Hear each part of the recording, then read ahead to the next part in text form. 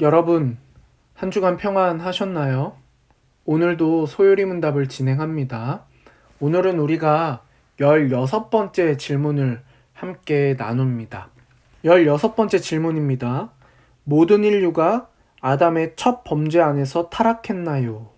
그에 대한 답은 아담과 맺은 언약은 그 자신뿐만 아니라 그의 후손까지도 위한 것으로 통상적으로 태어난 모든 인류는 아담의 첫 범죄와 함께 그 안에서 죄를 범했고 그와 함께 타락했습니다. 라고 답하고 있습니다. 이와 관련된 근거 성구로는 창세기 2장 16절, 17절 말씀, 여호와 하나님이 그 사람에게 명하여 이르시되 동상 각종 나무의 열매는 내가 임의로 먹되 선악을 알게 하는 나무의 열매는 먹지 말라.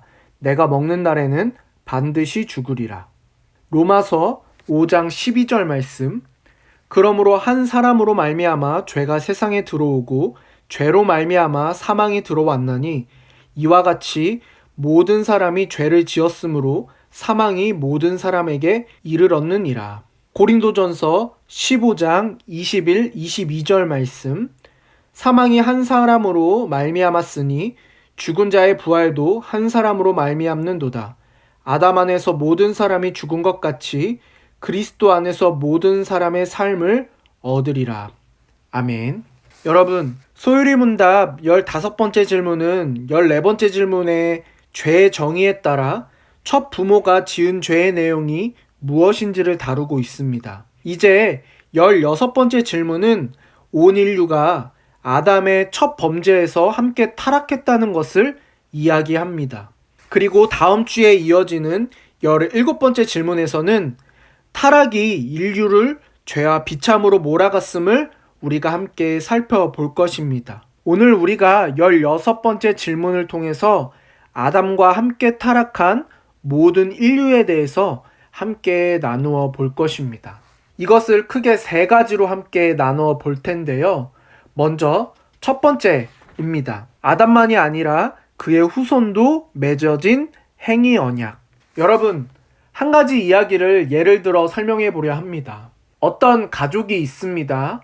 이 가족은 아버지, 어머니, 일남일녀의 자녀로 총 4명으로 구성되어져 있습니다.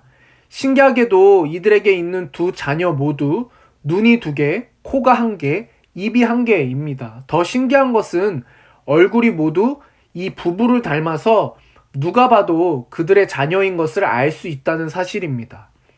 첫째 아이는 아버지의 모습을 빼닮았고 둘째는 성향과 먹성까지 아버지를 닮았습니다. 다행스럽게도 아직까지 이 자녀들이 왜 자신들을 이렇게 낳았냐고 불평한 적은 없습니다. 신기하게도 이 자녀들은 태어나는 순간부터 대한민국 국민이 되었습니다. 또 이 자녀들은 부모님과 함께 살면서 부모의 삶을 지켜보는 가운데 비슷한 세계관을 형성해 가고 있습니다. 한마디로 자녀들은 생물학적으로 체질과 체형, 식성까지 모두 부모에게 물려받았을 뿐 아니라 같이 생활하면서 정신적인 면에서도 닮고 법적, 경제적인 면에서도 부모의 영향 아래 있다는 것입니다. 그렇다고 이것을 그 자녀들이 불공평하다고 문제 삼지 않고 당연하게 받아들입니다. 여러분, 부모와 자녀의 연결은 자연스럽습니다. 행위 언약의 결과 또한 자연스럽게 온 인류에게 전달되었습니다. 아담은 단순히 한 개인이 아니라 그의 후손 전체를 대표하는 개인으로서 하나님과 행위 언약을 맺었습니다. 아담과 하와를 통하여 모든 인류가 태어났고 아담과 하와가 지닌 사람으로서의 특성이 후손들에게 유전되었습니다. 따라서 그가 하나님과 맺은 언약의 조건과 상급들 또한 후손들에게 이어집니다. 우리는 사람이 태어날 때 얼마나 많은 것을 거저받고 태어나는가를 알아야 합니다. 그리고 조상의 영향이 후대에 얼마나 많이 그대로 이어지는가를 알아야 합니다.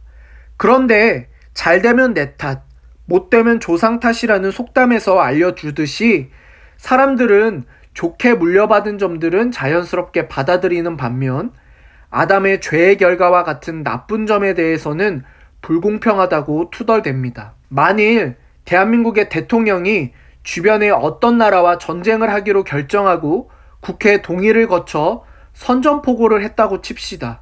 그런 상황에서는 국민이나 군인 각자가 그 전쟁에 대하여 동의하지 않더라도 전쟁을 피할 길은 없습니다. 대통령과 국회는 단순히 개인으로서 전쟁을 하겠다고 결정한 것이 아니라 온 국민을 대표하기 때문입니다. 이러한 대표성의 원리가 행위 언약을 체결한 아담에게 있다라는 것입니다. 자, 그럼 두 번째입니다. 모든 인류는 아담 안에서 죄를 지었고 라고 말하고 있습니다. 아담은 혈통의 측면에서 인류의 첫 부모로서 인류의 대표이고 언약의 측면에서 언약 체결자로서 인류의 대표입니다. 아담은 단순히 개인이 아니라 인류의 대표라는 사실이 중요합니다. 인류의 대표가 죄를 지었기 때문에 인류 또한 죄 가운데 있습니다. 모든 인류는 아담의 범죄에 같이 참여하여서 죄를 짓고 타락했습니다.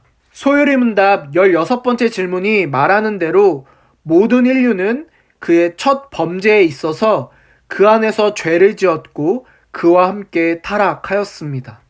바울은 아담과 예수님이 온 인류를 대표하기 때문에 아담과 예수님의 행위는 단순히 개인 차원에 머물지 않고 온 인류에게 영향을 미친다고 말하고 있습니다. 그래서 로마서 5장 18절 19절 말씀에는 이렇게 말씀합니다.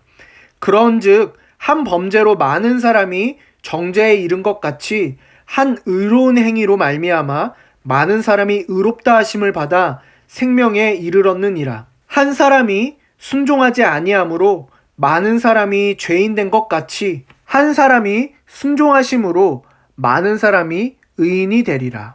아멘. 세 번째입니다. 보통의 출생에 의하여 그로부터 내려오는 이라고 말하고 있습니다. 보통의 출생이라는 것은 아빠의 정자와 엄마의 난자 간의 수정을 통하여 아이가 태어나는 것을 말합니다. 첫 부모인 아담과 하와를 통하여 모든 인류가 태어났습니다. 그런데 오직 한 사람만은 전혀 다른 방법으로 출생했습니다. 그분이 누구이신가요? 바로 예수 그리스도이십니다. 처녀 마리아가 성령으로 잉태하여 예수님을 낳았습니다. 예수님이 성령으로 잉태하여 처녀 마리아에게 나신 것은 예수님이 죄로부터 자유롭기 위해 취해진 방식입니다. 보통의 출생으로 태어나면 모두 아담과 하와의 영향을 받기 때문에 성령이 특별히 한 몸을 예수 그리스도를 위하여 준비하셨는데 그 방법이 바로 성령으로 잉태되는 것이었습니다. 이와 달리 보통의 출생에 의하여 아담으로부터 내려오는 모든 인류는 아담과 같은 속성을 이어받았습니다. 그가 죄를 지으면 모든 인류도 죄를 지은 속성을 물려받고 죄를 짓지 않으면 무흠의 속성을 물려받습니다. 여러분, 결론입니다. 여러분, 우리는 보통 출생으로 인해서 아담의 범죄를 유전받았습니다. 이것을 우리가 부인할 수는 없습니다.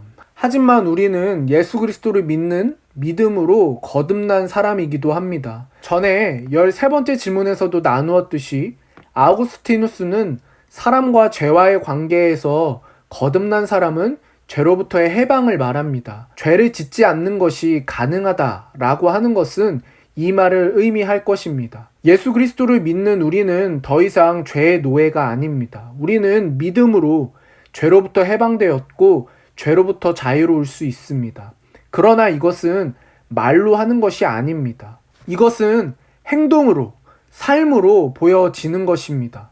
그렇기 때문에 우리가 그리스도인으로서 예수의 가치를 실현하며 사는 것이 매우 중요합니다. 아담의 범죄로 보통 출생을 한 인류는 죄 안에서 살아가지만 특별한 출생을 한 한 사람, 예수 그리스도를 통해 모든 인류는 구원받아 죄로부터 해방되었습니다. 여러분이 이 은혜를 잊지 않기를 바랍니다. 이 은혜를 기억하며 날마다 주님과 동행하는 삶을 살기를 축복합니다. 기도하겠습니다. 하나님 감사합니다. 오늘 아담의 범죄가 모든 인류에게 유전되었고 우리도 죄 안에서 살 수밖에 없는 원인을 배우게 되었습니다. 하지만 오늘 내용에서도 알 수 있듯이 인류의 대표 한 사람 아담이 죄를 지어 모든 인류가 죄에 빠졌지만 한 사람 예수 그리스도를 통해 모든 인류가 구원받는 은혜를 누리게 됨을 우리가 알게 되었습니다. 하나님, 우리가 우리의 삶을 살아갈 때 예수님의 이 은혜를 잊지 않도록 도와주시고 이 은혜를 기억하며 예수의 가치를 삶 속에서 실현하며 살아갈 수 있도록 인도하여 주시옵소서.